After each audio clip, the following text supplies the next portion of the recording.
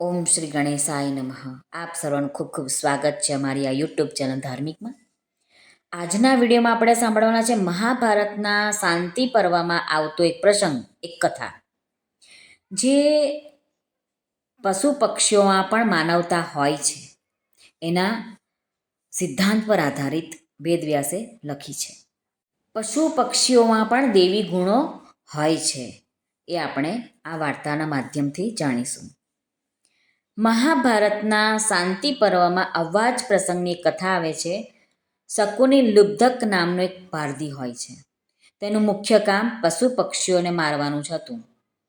એક દિવસે તે શિકાર કરવાને માટે જંગલમાં ગયો. દિવસભર ઘૂમતો રહ્યો, પરંતુ એને ખાવાનું કંઈ મળ્યું નહીં. આકસ્મિક આકાશ વાદળોથી ભરાઈ ગયું અને જોરથી આંધી વર્ષા થવા લાગી. તે પારધી એક વૃક્ષની નીચે આવીને બેસી ગયો. એ જ વૃક્ષ પર એક કબૂતર અને કબૂતરીનું જોડું રહેતું હતું. દાણા ચણવા બંને બહાર ગયા હતા. વરસાદને કારણે કબૂતરી જલ્દી આવી ગઈ. પાંખો ભીંજાયેલી હોવાથી તે ધ્રુજીને નીચે પડી ગઈ. તો પારધીએ તેને પકડીને પોતાના પાંજરામાં બંધ કરી દીધી. જ્યારે કબૂતર ત્યાં આવ્યો તો કબૂતરીને ત્યાં ન દેખીને વિલાપ કરવા લાગ્યો.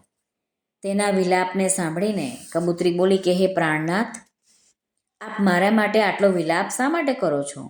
આપ પોતાના કર્તવ્યનું પાલન કરો. આપણા સ્થાન પર આવેલા અતિથિની આપ રક્ષા કરો. અતિથિનો સત્કાર કરવો એ ગૃહસ્થનું ખાસ કર્તવ્ય છે. એની કોઈ રીતે ઠંડી ઉડે, ભૂખ મટે એવો આપે પ્રબંધ કરવો જોઈએ. હું તો પાંજરામાં છું, તો મારાથી કંઈ થાય નહીં. પોતાની સ્ત્રીની વાત સાંભળીને કબૂતરે પોતાની ચાંચથી સૂકા પાંદડા તેમજ નાના નાના સૂકા લાકડા ભેગા કર્યા.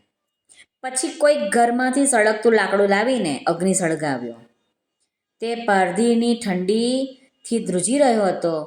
તે અગ્નિની ગરમીથી જ્યારે એને કંઈક સારું લાગ્યું, ત્યારે તેણે કબૂતરને કહ્યું કે મને ભૂખ બહુ લાગી છે, શું કરું?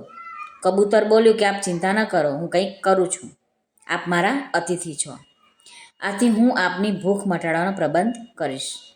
કબૂતરે થોડીવાર વિચાર કર્યો, પરંતુ તેને પોતાની જાતને અગ્નિમાં નાખવા સિવાય બીજો કોઈ ઉપાય સૂઝ્યો નહીં. કબૂતરને બીજો કોઈ ઉપાય સૂઝ્યો નહીં. આથી તે અગ્નિની 3 પરિક્રમા કરીને તેમાં કૂદી પડ્યો. તેને અગ્નિમાં બળતો જોઈને પારધીના મનમાં વિચાર આવ્યો કે આ કબૂતરે મારા પર કેટલો ઉપકાર કર્યો છે. ભોજન માટે તો તેણે પોતાની જાતને આહુતિ આપી દીધી અગ્નિમાં.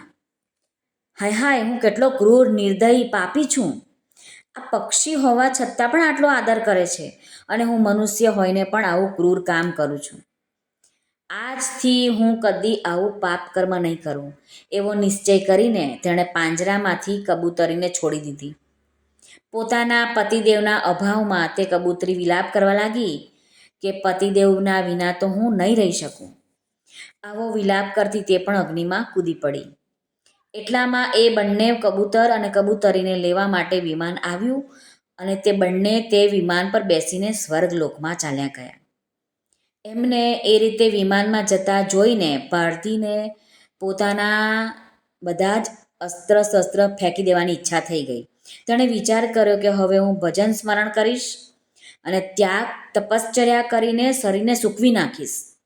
કંઈ ખાઈશ નહીં, પીશ નહીં. આ રીતનો વિચાર કરીને તે કાંટાથી ભરેલા જંગલમાં ચાલ્યો ગયો. કાંટાથી તેનું શરીર ઉજળાઈ ગયું. આગળ વનમાં ચારેય બાજુએથી અગ્નિ ફાટી નીકળ્યો, દાવાનળ ફાટી નીકળ્યો. તે જ આંખમાં ઘૂસી જઈને તે બળીને ભસ્મ થઈ ગયો. અંત સમયે ભજન સ્મરણ કરવાથી તેની સદગતિ થઈ ગઈ. આમ શાંતિ પર્વના મહાભારતના એક પ્રસંગની કથા તમને કહી સંભળાવી કે પશુ પક્ષીઓની યોનિમાં પણ દેવી ગુણો હોય છે. શ્રી કૃષ્ણ અર્પણમસ્તુ. સર્વને ભાવથી જય શ્રી કૃષ્ણ. રાધે રાધે.